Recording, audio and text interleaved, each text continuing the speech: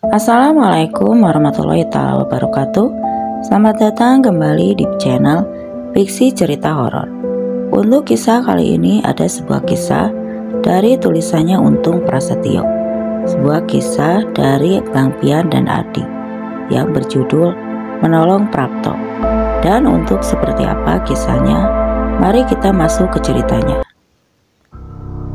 Pagi yang cerah di musim kemarau membuat udara dingin di daerah daratan tinggi dengan julukan Pegunungan Sewu. Itu terasa menusuk ke dalam tulang.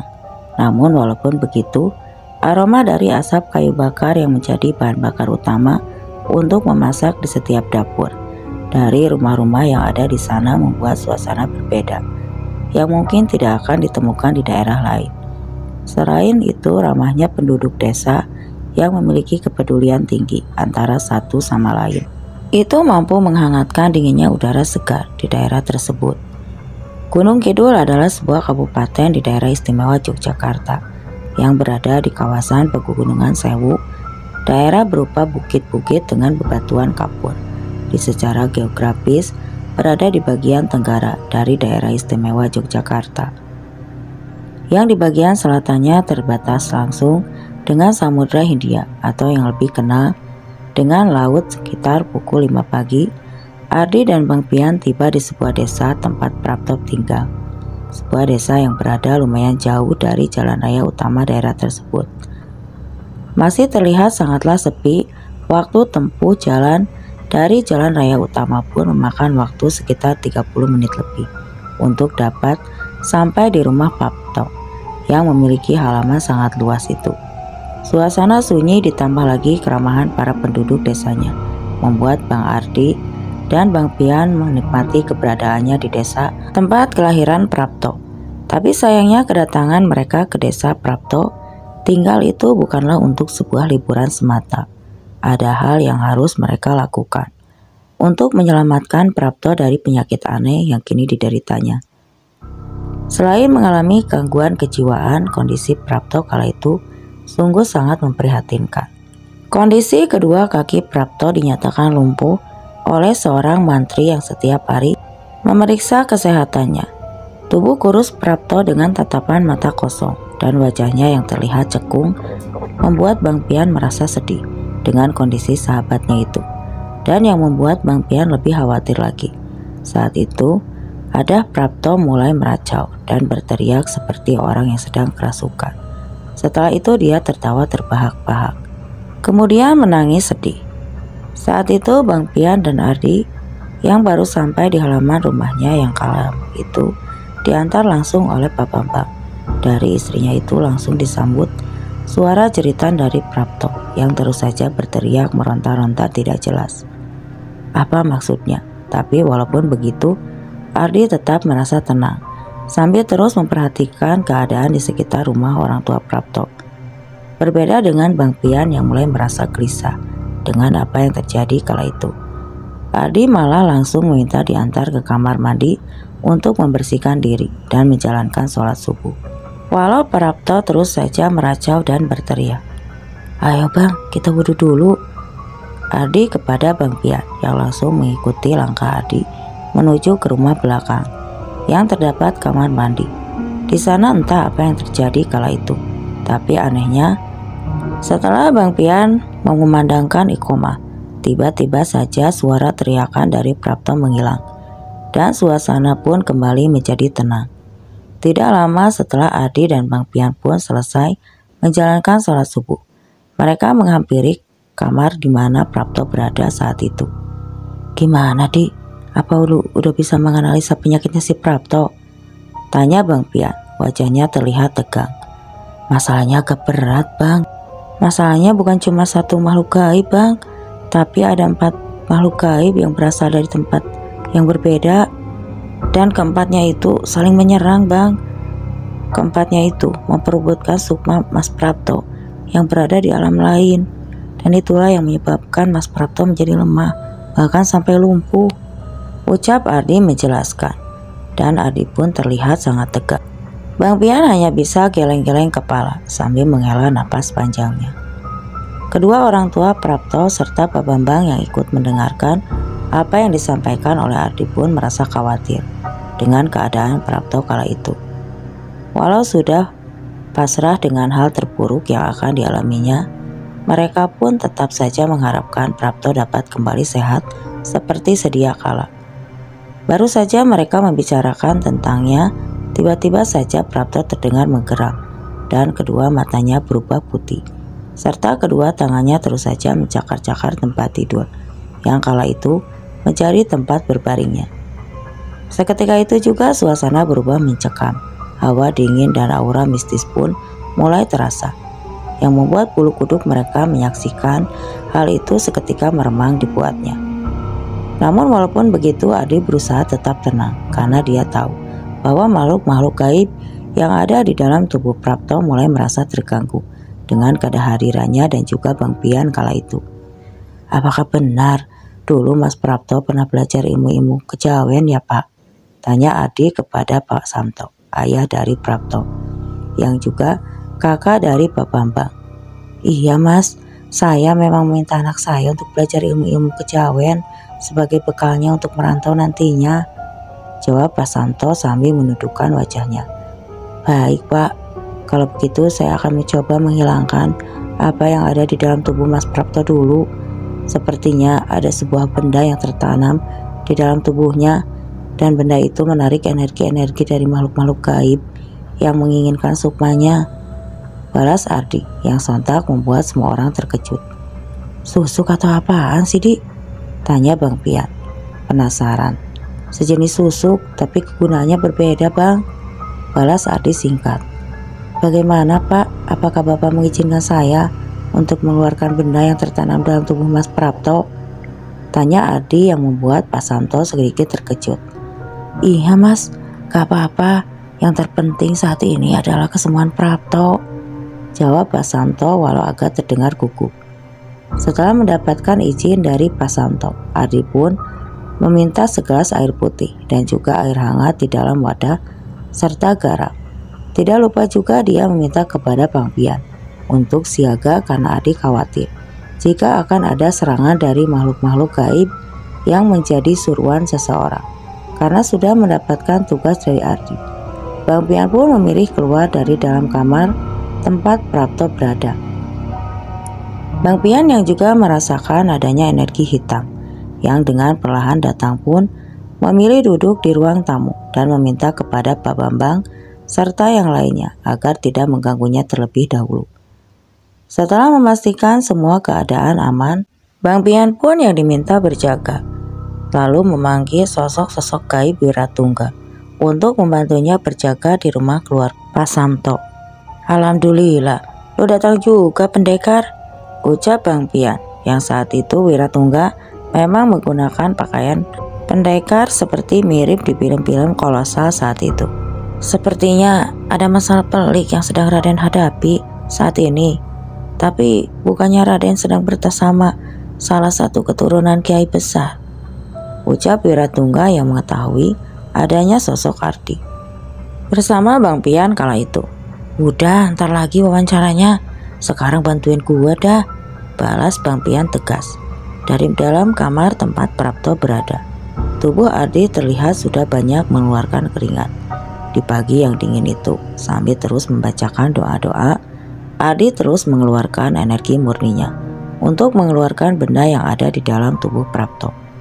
Tapi sepertinya sosok lalu gaib yang berada di dalam benda itu melakukan perlawanan yang cukup keras karena menolak untuk dikeluarkan dari dalam tubuh Prapto. Dan mau tidak mau, Ardi pun langsung pergi ke alam lain untuk bermediasi dengan sosok yang ada di dalam tubuh Prapto kala itu. Terima kasih Tuan, akhirnya Tuan mau datang dan mau menemuiku langsung di tempat ini, ujar sosok Mugai bertubuh tinggi besar dengan menggenggam bilah keris dengan pamor yang sangat unik dan memedarkan cahaya kehijauan. Perkenalkan, nama saya adalah Jaya Wasesa. Sosok jin itu memperkenalkan dirinya. Baiklah Jin, apakah benar kamu itu merupakan salah satu dari keturunannya leluhur Mas Prapto? Benar Tuan, saya adalah salah satu utusan dari kakek buyutnya untuk menjaga pemuda ini dari gangguan cincin yang ingin berbuat jahat.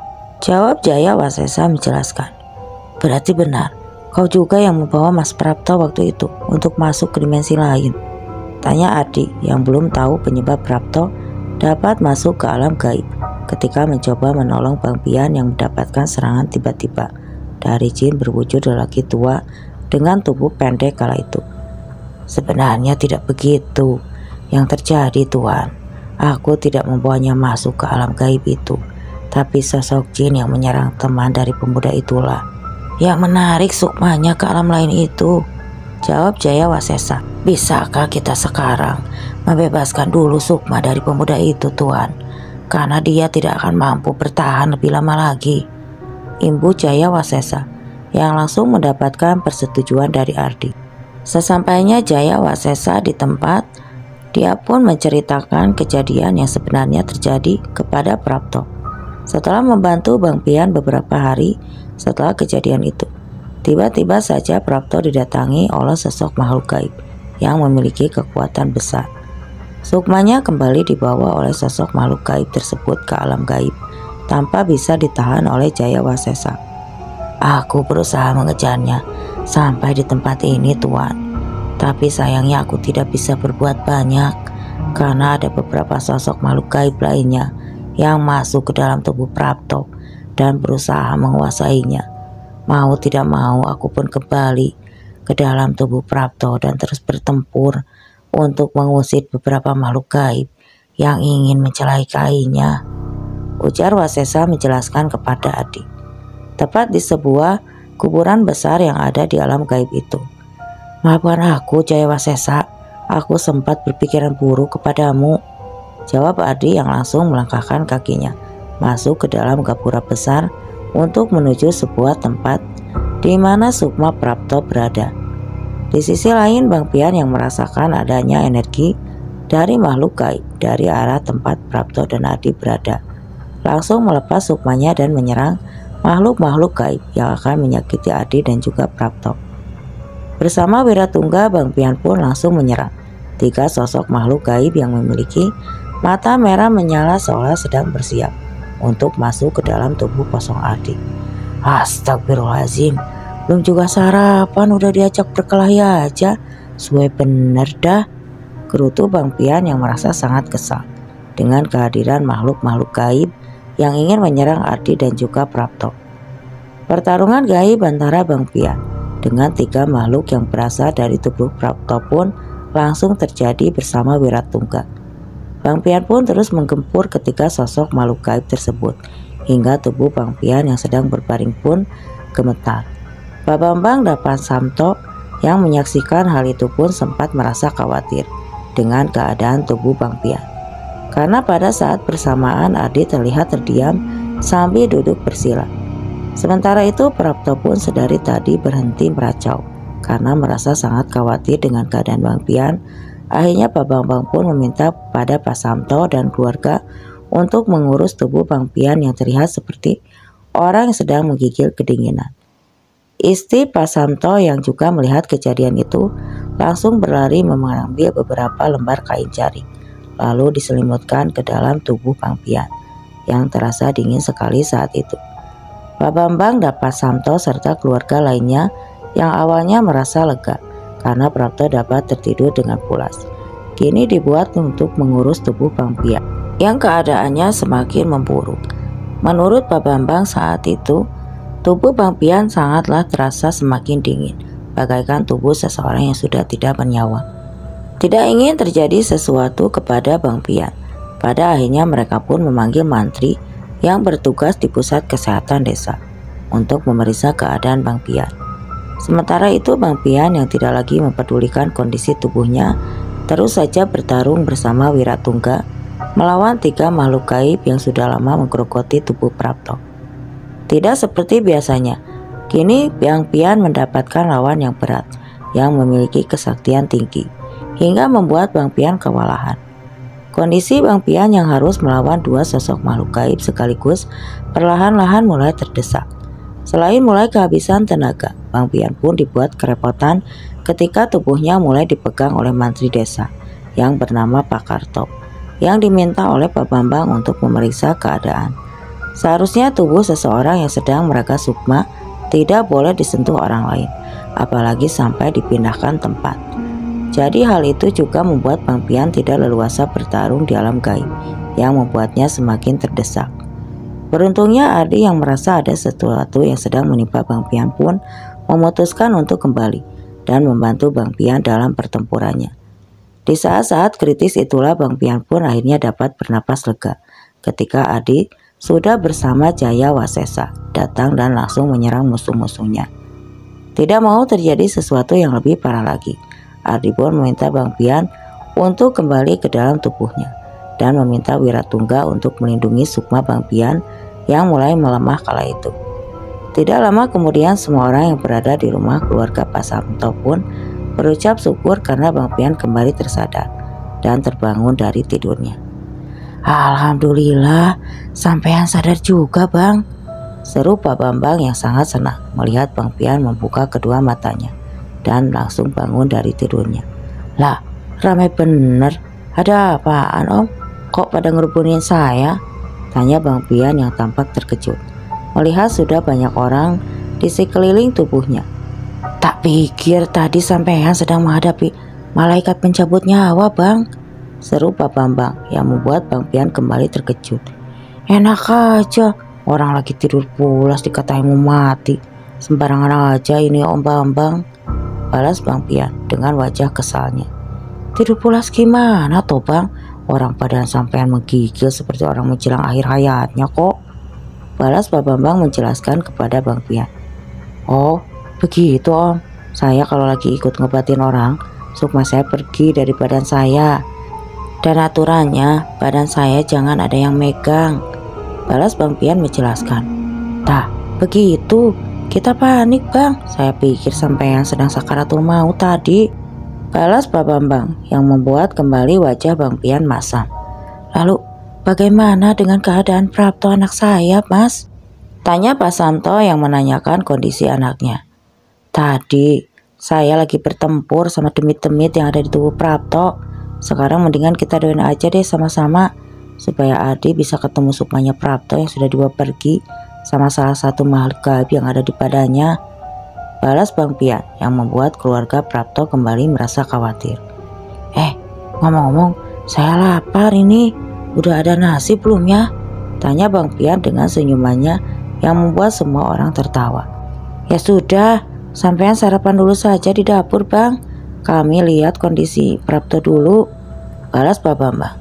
"Ya iyalah kan udah saya bilang, jangan ada yang ganggu Ardi, udah tunggu saja sambil berdoa. Mudah-mudahan Ardi bisa cepat ngalahin demit-demit yang ada di badannya si Prapto," balas Bang Pian yang akhirnya membuat semua orang mengerti apa yang sedang dilakukan oleh Ardi kala itu. Sementara itu Ardi bersama Jaya Wasesa dan juga Wiratungga terus mengajar sosok-sosok makhluk gaib yang menginginkan sukma Prapto, serta terus menggerogoti Saripati dalam tubuh Prapto. Ketiganya pun perlahan-lahan dapat membuat makhluk-makhluk gaib jahat yang kedatangannya itu belum diketahui oleh Ardi sendiri kala itu. Setelah makhluk-makhluk gaib saat itu melemah dan berhasil dilumpuhkan, Ardi pun meminta kepada Wiratungga dan Jaya Wasesa untuk menjaga ketiga makhluk gaib tersebut. Ardi yang terus memikirkan cara terbaik dalam menghadapi satu masalah pun memilih kembali ke dalam tubuhnya. Tidak lama kemudian Ardi pun tersadar dan setelah mendapatkan apa yang dibutuhkannya, Ardi pun kembali ke dalam kamar Prapto untuk meringkus makhluk-makhluk gaib yang sudah berhasil dilumpuhkannya. Dengan doa-doa yang telah lama dikuasainya, Ardi pun lalu mengurung ketiga makhluk gaib yang ada di dalam tubuh Prapto untuk nantinya ditanyai apakah tujuan mereka yang sebenarnya. Setelah itu Ardi meminta kepada Pak Samto dan istrinya untuk membasuh tubuh Prapto yang belum sadarkan diri menggunakan air yang dicampur garam dan diberi doa oleh Ardi sebelumnya. "Makhluk-makhluk yang aib yang ada di dalam tubuh Mas Prapto, alhamdulillah sudah bisa kita keluarkan, Pak. Sekarang untuk membentengi tubuh Mas Prapto dari gangguan-gangguan makhluk gaib lainnya, tolong dibasuhkan air ini ke seluruh bagian tubuh Mas Prapto," ujar Ardi yang membuat Pak Samto dan Bu Lastri istrinya merasa lega. "Alhamdulillah, Tapi apakah Prapto akan kembali pulih seperti sedia kala, Mas? Tanya Bu Lastri yang merasa sangat penasaran dengan kondisi anak sulungnya tersebut. Insya Allah Bu, kita sama-sama berdoa saja. Semoga Allah segera mengembalikan kesehatan Mas Prapto, balas Ardi yang membuat semua orang tampak tenang kala itu. Karena sudah merasa sangat lelah, Ardi pun diminta oleh Wiratungga dan Jaya Wasesa untuk berjaga di dalam kamar Prapto melalui telepati yang dimilikinya. Setelah itu Ardi pun keluar dari dalam kamar dan langsung diantar oleh Pak Bambang menuju dapur untuk sarapan pagi. Pantasan kalah tadi, ternyata abang lapar banget ya, seru Ardi yang membuat Bang Pian terkejut. Lapar di gua, bukannya talah tadi, cuma keteteran aja. Lagian tumbenan itu demit kuat-kuat bener deh, balas Bang Pian sambil memasukkan nasi dan lauknya ke dalam mulutnya. Udah makan dulu dah, ntar saya jelasin, balas Ardi sambil tersenyum. Setelah menyelesaikan sarapannya, Ardi dan Bang Pian pun kembali menceritakan apa yang sebenarnya terjadi pada Prapto. Menurut Ardi yang sudah berada di alam tempat Sukma Prapto ditahan, Ardi merasakan adanya energi besar dari penguasa gaib yang ada di sana. Karena masih merasa ragu, Ardi pun mengkhawatirkan keadaan Bang Pian. Tidak mau Ardi pun memilih kali Bang Pian yang juga hampir menjadi mangsa dari makhluk-makhluk gaib yang selama ini berada di dalam tubuh Prapto. Lain kali jangan ninggalin badan di tempat terbuka Bang, bahaya, ucap Ardi yang membuat Bang Pian tersenyum. Habisnya sih gue juga bingung tadinya gue mau nyari kamar, tapi gak keburu karena gue lihat demit-demit itu udah mau mengganggu badan lu. Saya sudah antisipasi Bang, saya sudah membentengi tubuh saya tadi sebelum saya keluar dari badan saya, balas Ardi menjelaskan. Di tengah percakapan Ardi dan Bang Pian, Pak Samto dan juga Pak Bambang pun menghampiri mereka berdua dan menanyakan apa yang akan mereka lakukan selanjutnya. Tapi sebelum menjawabnya, Ardi terlebih dahulu menjelaskan sosok yang ada di dalam tubuh Prapto dan berhasil menjaganya hingga Prapto dapat bertahan hingga detik ini. Ada jin nasab yang ada di dalam tubuhnya Mas Prapto, sepertinya dari keris kecil yang dimasukkan ke dalam tubuhnya, ujar Ardi yang membuat Pak Samto terkejut. Keris itu adalah warisan dari leluhur saya Mas, dan saya meminta kepada Mbah Bagun untuk memasukkan keris itu ke dalam tubuh anak saya supaya dapat menjaga anak saya, balas Pak Samto menjelaskan. Mohon maaf sebelumnya Pak, jangan mempercayakan apapun itu kepada makhluk karena kita sudah masuk ke dalam kemusyrikan. Tapi percayalah semuanya kepada Allah Subhanahu wa Ta'ala, karena hanya Allah pemilik hidup dan mati seseorang, dan sebaik-baiknya pelindung hanyalah Allah semata, ujar Ardi yang membuat Pak Samto tertunduk diam. Jika saja tidak ada sosok makhluk gaib yang menyerupakan jin nasab dari leluhur Bapak dulu, kemungkinan besar Mas Prapto tidak akan mengalami hal ini Pak. Tapi apapun yang sudah terjadi, semuanya karena izin Allah Subhanahu wa Ta'ala, dan kita harus tetap berikhtiar menyelamatkan Mas Prapto. Tidak terasa waktu pun berlalu begitu cepat. Jam sudah menunjukkan pukul 5 sore, dan Ardi mulai mempersiapkan diri untuk membuat pagar pelindung, karena malam nanti dirinya akan kembali mencari Sukma Prapto yang telah dibawa sosok makhluk gaib dengan dibantu juga oleh Bang Pian. Sekitar pukul 6 sore pun Ardi telah menyelesaikan semua persiapan setelah perjalanan gaibnya malam nanti. Sementara itu walaupun belum sadarkan diri, tapi kondisi Prapto terlihat baik-baik saja. Wajahnya tidak terlihat pucat karena sudah tidak ada lagi sosok makhluk gaib yang mengganggunya, serta dibantu oleh infus yang diberikan oleh Pak Mantri, dan sudah beberapa kantong dihabiskannya. Pak Bambang dan Pak Samto serta keluarga Prapto lainnya pun terlihat lebih tenang karena sudah seharian tadi Prapto tidak lagi berteriak-teriak dan menggeram seperti biasanya. Malam dengan hembusan angin kencang yang menggoyangkan rumpun bambu besar di belakang rumah Prapto pun tiba. Setelah sebelumnya memberitahukan kepada seluruh keluarga Prapto untuk tidak masuk ke dalam kamar tempat Prapto berbaring, Ardi dan Bang Pian pun meminta kepada seluruh keluarga Prapto untuk terus berdoa dan memohon kemudahan dari Allah Subhanahu wa Ta'ala agar kondisi tubuhnya Prapto bisa kembali seperti semula. Setelah semuanya siap, Ardi dan Bang Pian pun kembali masuk ke dalam kamar Prapto dan menguncinya. Dari Wiratungga dan juga Jaya Wasesa pun telah bersiap untuk pergi bersama Ardi dan juga Bang Pian nanti. Nanti kalau kita berpisah di alam sana, Abah langsung balik aja ya. Jangan maksain buat nyari saya, karena sangat berbahaya Bang, ujar Ardi yang terlebih dahulu mewanti-wanti Bang Pian. Siap Dik, gue paham dah. Setelah duduk saling berhadap-hadapan, Ardi serta Bang Pian langsung pergi meninggalkan tubuhnya masing-masing. Mereka berdua pun langsung diajak pergi ke tempat Sukma Prapto berada oleh Jaya Wasesa dan juga Wiratungga. Sesampainya mereka berempat di depan gapura besar yang menjadi gerbang sebuah desa gaib tersebut, Ardi pun menghentikan langkahnya sambil menatap ke arah Bang Pian, Wiratungga dan Jaya Wasesa. Entah apa yang dipikirkan Ardi saat itu.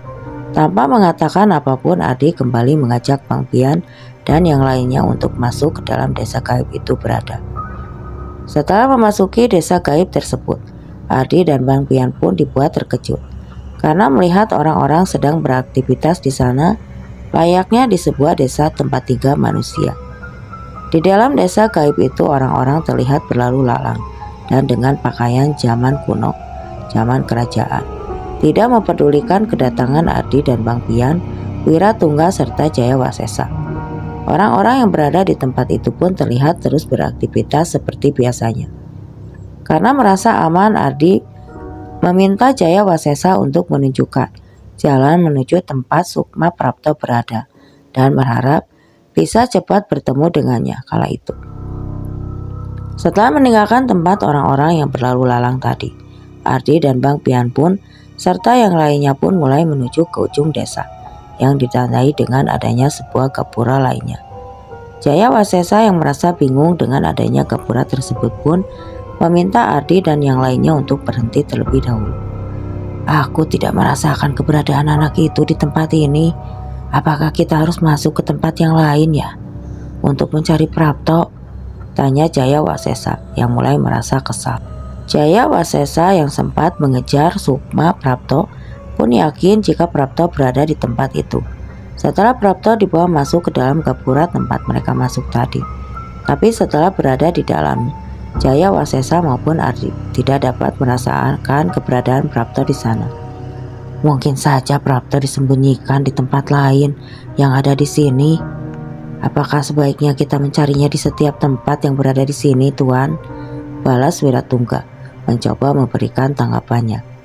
Bagaimana caranya Wiratungga? Apakah kita harus kembali memeriksa satu persatu setiap rumah yang ada di sini? Balas Jaya Wasesa yang merasa sudah tidak tahu harus berbuat apa. Gimana Bang? Tanya Ardi kepada Bang Pian yang sontak membuat Bang Pian terkejut. Gua mah kagak tahu, ngikut aja deh, jawab Bang Pian sambil tersenyum. Entah dari mana asalnya, tiba-tiba saja dari tangan Ardi muncul sebuah wadah yang berbentuk seperti botol dari kuningan. Dan sebelum Ardi membuka wadah yang ada di genggamannya itu, Ardi pun mengajak Bang Pian serta yang lainnya untuk mencari tahu apa yang sebenarnya terjadi. Setelah berada di bawah pohon besar yang berada tidak jauh dari gapura tersebut yang mereka temui tadi, Ardi pun lalu membuka tutup botol yang berbahan kuningan tersebut. Dan dengan ajaibnya, dari dalam wadah berbentuk botol itu muncul 3 sosok makhluk gaib yang tubuhnya terbelenggu oleh rantai yang memedarkan cahaya putih. Sepertinya kalian tahu di mana temanku itu berada, wahai jin makhluk Allah, ujar Ardi yang membuat ketika sosok makhluk gaib itu tercengang melihat tempat mereka berada kala itu. Temanmu itu sudah menjadi penghuni desa gaib ini. Anak muda itu tidak lagi dapat kembali bersama kalian, ujar salah satu makhluk gaib yang bertubuh gempal dan berbulu hitam di bagian wajahnya. Baiklah kalau begitu, jika saat ini aku tidak akan ragu lagi untuk memusnahkanmu makhluk gaib, ujar Ardi dengan wajah serius sambil membacakan sesuatu. Tiga menunggu waktu lama ketika sosok makhluk gaib yang berhasil diringkus oleh Ardi setelah dikalahkannya bersama Wiratungga serta Jaya Wasesa itu menggeliat kepanasan, dan dari ketiga tubuh makhluk gaib itu mengeluarkan asap hitam. Tapi tidak berselang lama, akhirnya salah satu dari makhluk gaib tersebut meminta Ardi menghentikan doa-doanya dan berjanji akan mengatakan di mana Prapto berada. Tubuh temanmu itu berada di rumah Nyai Mawarni. Ampuni kami dan biarkan kami bebas. Biarkan kami kembali ke alam kami, ujar salah satu makhluk yang memiliki 2 tanduk kecil di kepalanya itu. Siapa sebenarnya Nyai Mawarni itu, Ki? Tanya Wiratungga kepada sosok makhluk gaib tersebut. Istri Ki Jantur, sosok makhluk gaib yang sudah dimusnahkan oleh manusia itu, ujar sosok makhluk gaib itu sambil menunjuk ke arah Bang Pian. Lah, kok gua yang disalahin? Memangnya siapa yang dulu memulai? Ujar Bang Pian yang membuat Ardi tersenyum. Apakah Ki Jantur itu adalah jin peliharaan seseorang, Ki? Tanya Ardi kepada sosok jin itu. Benar, nak. Ki Jantur itu adalah jin perawangan milik Qasim yang sudah dihabisi oleh pemuda itu dengan golok kembarnya, ujar makhluk gaib itu sambil kembali menunjuk ke arah Bang Pian. Sekarang saya mengerti, Ki. Tapi tolong Aki bisa tunjukkan di mana tempat Nyai Mawarni itu berada, dan aku berjanji akan melepaskan kalian bertiga, ucap Ardi tegas. Setelah mereka sampai di rumah sederhana dengan dinding dari bambu dan atap dari genting tanah yang berwarna merah kehitaman itu, 3 sosok makhluk gaib itu pun langsung memanggil Nyai Mawarni. Tapi setelah beberapa kali memanggilnya, tidak ada seorang pun yang keluar dari rumah itu. Hingga tanpa disadari oleh Ardi maupun Bang Pian, tiba-tiba saja datang makhluk-makhluk gaib yang jumlahnya sangat banyak dengan sangat cepat. Keberadaan Ardi, Bang Pian, dan Jaya Wasesa serta Wiratungga pun sudah dikepung. Kalian pikir dengan jumlah kalian yang banyak ini dapat dengan mudah mengusir kami, Nyai? Seru Ardi yang membuat Bang Pian dan Wiratungga serta Jaya Wasesa terkejut. Saya datang untuk meminta sumpah teman saya secara baik-baik, tapi jika kalian menginginkan peperangan, maka saya pun akan siap menghadapinya, imbuh Ardi dengan tegas. Apa yang bisa kalian berempat lakukan di sini, anak muda? Selamat datang di desa kami dan selamat bergabung menjadi warga baru di desa kami, ujar Nyai Mawarni yang muncul dari balik makhluk-makhluk gaib yang terlihat sangatlah banyak itu. Kalian tidak akan pernah bisa kembali ke dunia kalian lagi. Sebaiknya kalian menyerah saja. Damai, kebaikan kalian sendiri yang menentukannya, imbuh sosok perempuan tua yang dari tubuhnya mengedarkan cahaya kemerahan. Entah apa yang dilakukan Ardi saat itu. Dia hanya menghafalkan doa-doa sambil memejamkan mata meminta pertolongan dari Allah Subhanahu wa Ta'ala. Tidak lama kemudian angin kencang pun datang di tempat Ardi dan Bang Pian serta yang lain berada. Hembusan angin pun bertambah kencang dengan diiringi kilatan cahaya petir di atas langit yang menghitam dan disusul oleh suara gemuruh dan suara gelegar petir yang saling bersautan. Makhluk-makhluk yang sangat banyak yang sedang mengepung Ardi dan Bang Pian, Wiratungga serta Jaya Wasesa itu pun pergi berhamburan dan lari tunggang langgang. Tidak lama berselang muncul kabut tebal dari arah Ardi dan Bang Pian tadi datang, dan setelah itu muncul 3 sosok laki-laki tua yang salah satunya adalah kakek Abdullah yang selama ini membimbing Ardi dalam mengasah ilmu-ilmu yang dimilikinya. Assalamualaikum, ujar kakek Abdullah yang tentu saja disambut senyum hangat oleh Ardi dan Bang Pian. Waalaikumsalam warahmatullahi wabarakatuh, jawab Ardi dan Bang Pian bersamaan. Alhamdulillah, kakek berkenan hadir, ujar Ardi yang langsung meraih tangan kakek Abdullah dan menciumnya. Hal yang sama pun dilakukan oleh Bang Pian yang saat itu merasa lega karena dengan kedatangan sosok kakek Abdullah dan kedua sosok makhluk gaib berwujud laki-laki tua itu membuat pertempuran gaib pun pasti urung terjadi. Maafkan kedua cucuku itu, Nyai. Kedatangan mereka ke sini memang hanya untuk mengambil sukma dari temannya yang telah lama kau tahan di tempatmu, Nyai, ujar sosok kakek Abdul yang membuat wajah Nyai Mawarni semakin merah karena menahan amarahnya. Aku sangat ingin menjadikan pemuda yang sedang aku tahan itu sebagai umpan saja, Ki. karena aku yakin orang yang telah menghabisi suamiku akan datang ke tempat ini untuk mencoba menyelamatkannya, balas Nyai Mawarni dengan wajahnya yang terlihat sangat kesal. Aku sendiri sudah tahu tentang sosok jin yang kau sebut sebagai suamimu itu, Nyai. Dia adalah makhluk parawangan yang membantu seseorang untuk berbuat jahat dan bahkan menyakiti orang lain, balas kakek Abdullah dengan tenang. Aku tidak akan meminta yang kedua kalinya, Nyai. Sekarang lepaskan sukma pemuda itu dan biarkan mereka semua kembali ke alamnya, imbu kakek Abdul lagi. Mendengar ancaman dari sosok kakek Abdullah, Nyai Mawarni pun langsung meminta bawahannya untuk membawa Sukma Prapto ke tempat mereka berada. Dan setelah melepaskan belenggu yang mengikat kedua kaki Prapto, Nyai Mawarni pun langsung berlalu pergi, meninggalkan kakek Abdullah, Ardi, Bang Pian dan yang lainnya tanpa sepatah kata pun. Sekarang kembalilah ke dunia nyata, cucuku. Kalian sudah sangat lama berada di alam ini, ujar kakek Abdullah yang langsung berpamitan pergi kepada Ardi, Bang Pian dan juga Wiratungga serta Jaya Wasesa. Setelah semua urusan di desa gaib itu selesai, Ardi pun mengajak Bang Pian dan Prapto serta Wiratungga dan juga Jaya Wasesa untuk kembali ke dunia nyata.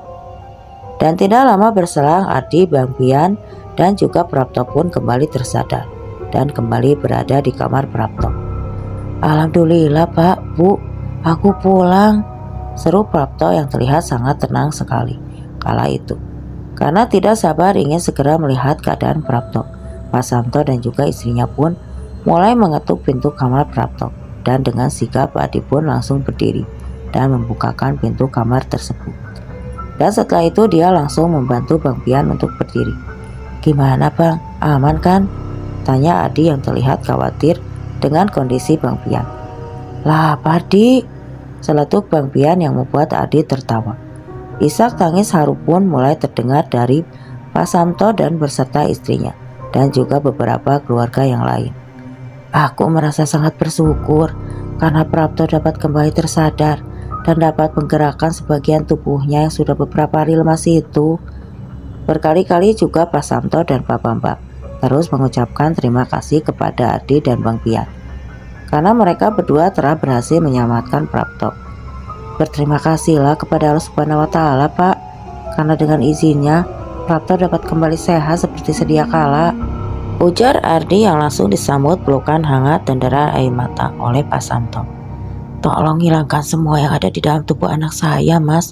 Saya tidak ingin ada kejadian seperti ini lagi menimpa Prapto, ujar Pak Samto sambil mengusap air matanya. Insya Allah setelah ini Mas Samto akan dapat bertemu dengan sosok makhluk gaib yang memang menjadi warusannya, Pak, karena sosok yang berwujud keris itu sudah merasa cocok dengan Mas Prapto sendiri, balas Abdi dengan tegas. Tapi apakah tidak berbahaya bagi Prapto, Mas? Tanya Pak Samto yang masih sangat mengkhawatirkan Prapto. Insya Allah tidak apa-apa, Pak. Nanti pelan-pelan biar Bang Pian yang ajarkan amalan-amalan khusus agar Mas Prapto dapat mengendalikan kemampuan mata batinnya, balas Ardi sambil tersenyum. Lah, gue lagi aja yang kena. Oh gak, gue gak mau ngajarin Prapto. Prapto tuh blow on banget, susah diajarinya, seru Bang Pian, yang membuat Ardi, Pak Samto dan juga Pak Bambang tertawa mendengarnya.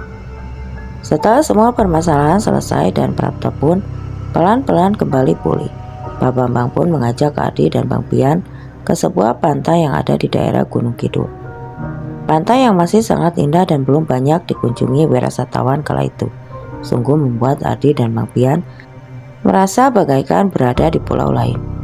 Gue kagak nyangka kalau di Gunung Kidul ada pantai yang indah banget kayak gini ya, Di, ujar Bang Pian yang mulai berenang di tepian pantai yang ombaknya tidak terlalu besar waktu itu. Om Bambang, ini namanya pantai apa ya? Cakep bener dah. Kapan-kapan saya mau ajak anak bini saya sama mama juga bapak saya, ucap Bang Pian yang sangat merasa senang saat itu. Ini namanya Pantai Wedi Ombo, Bang. Bagus kan? Balas Pak Bambang sambil mengacungkan dua jempol tangannya saat kedatangan Bang Pian dan juga Ardi ke Gunung Kidul itu belumlah banyak terdapat pantai tempat wisata. Selain baru ada pantai Wedi Ombok dan juga pantai Karaka, Kukup, dan Baron. Belum ada tempat wisata lain seperti Goa Bindul dan lainnya lagi. Tapi saat ini di daerah Gunung Kidul sendiri terdapat banyak pantai yang sangat indah dan masih sangat bersih sekali. Tidak ada salahnya jika Gunung Kidul yang pernah mendapatkan predikat sebagai kabupaten termiskin di Indonesia itu kini berganti wajah menjadi surga wisata dengan banyaknya pantai baru yang sangat indah dan juga beragam wisata lainnya, serta jalur lingkar selatannya yang semakin memudahkan akses menuju daerah berjuluk Gunungan Sewu itu. Kisah ini diceritakan oleh Bang Pian, Adi dan juga Prapto yang merupakan petualangan pertama bagi Prapto yang harus berhadapan langsung dengan sosok makhluk gaib dan hampir saja menjadi salah satu penduduk di desa gaib tempat Nyai Mawarni berada. Oke teman-teman, sekian untuk kisah kali ini dan terima kasih untuk yang sudah hadir di channel ini dan mendengarkan kisah ini sampai akhir. Dan sekali lagi terima kasih.